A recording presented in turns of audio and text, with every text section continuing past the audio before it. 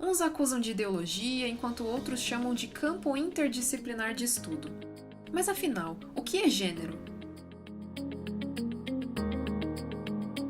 A palavra gênero era usada originalmente na gramática só para indicar o gênero de um determinado substantivo, se feminino ou masculino.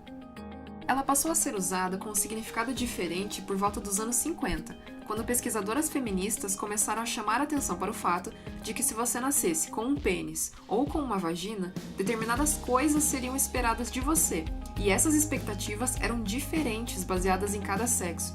Ou seja, existia uma construção social feita em cima do que era então entendido como sexo biológico. Essa constatação é lembrada até hoje na famosa frase da escritora francesa Simone de Beauvoir: "Não se nasce mulher, torna-se mulher".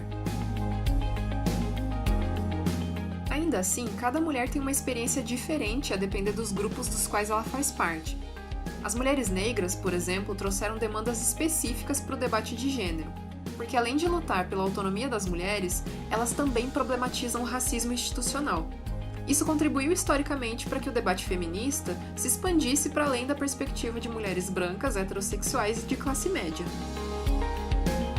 Hoje, até mesmo o que a gente entende como sexo ou sexualidade já foi problematizado por autores e autoras como uma coisa que não é de todo natural, mas que também sofre influência de fatores sociais. Mas atenção!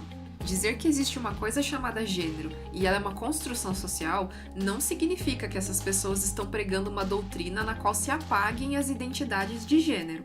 Antes disso, é reconhecer que gênero influencia a maneira como a sociedade se organiza e que essa organização acontece muitas vezes de maneira desigual. Quer um exemplo? A escritora nigeriana Chimamanda Ngozi Adichie já falou sobre como ela achava que não devia usar maquiagem para ser levada a sério no meio literário, e que assumir para todo mundo os traços femininos com os quais ela se identificava foi extremamente empoderador para ela enquanto mulher. Mas ao mesmo tempo, existem determinados grupos que, quando tentam fazer a mesma coisa, ou seja, mostrar abertamente os traços de gênero que compõem a sua identidade, são rechaçados e vistos como anormais ou doentes. É o que infelizmente ainda acontece com homens e mulheres trans, que são pessoas que não se identificam com o gênero que foi atribuído a elas quando elas nasceram. Por isso, quando você ouvir por aí que quem estuda ou fala de gênero defende coisas como a pedofilia e o incesto, para um pouquinho e pensa. Se você se interessou pelo assunto e quer saber mais, aqui embaixo na descrição estão alguns links de referência, além de um texto super legal com dicas sobre como não reproduzir preconceitos baseados na questão de gênero. Valeu por assistir, e se você gostou, não esquece de dar um joinha.